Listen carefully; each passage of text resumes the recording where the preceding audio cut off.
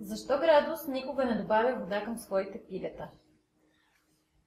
Градус е компания с 20 годишна история.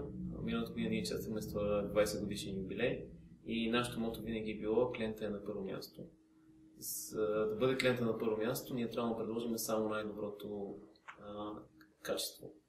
И в тая връзка ние не можем да си позволим да правим каквито да било компромис с качеството. А камо ли нещо, срещу което ние се бориме толкова дълго време, това е бича в индустрията, добавянето на вода в месото. Това, което ние сме направили, за да гарантираме качеството на клиента, е да затворим напълно своя цикъл на производство и ние контролираме всеки един етап от това производство, като продукта стигне до крайния ни клиент. Как процесите на добавяне на вода променят качествата на пилето?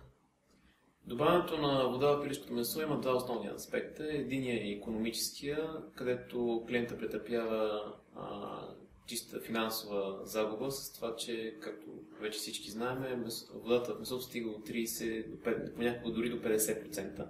И клиента плаща 5 лева не за месо, а за вода.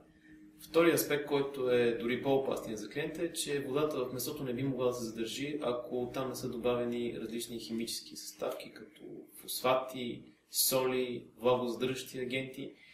И това е по-големия проблем, защото от фасадата на по-крехко месо на практика клиента си купува вода и вредни химикали, вместо чисто пилешко месо.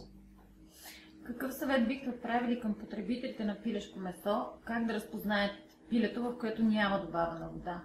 Значи ние вярваме, че клиентът вече е достатъчно информиран и достатъчно интелигентен. Това, което ние го съветваме, е да чете внимателно етикети, да се доверява на българския производител, да внимава месото да бъде с добър цвят, да не бъде меко, да бъде стегнато на пипане и най-вече да се доверява на естествения вкус.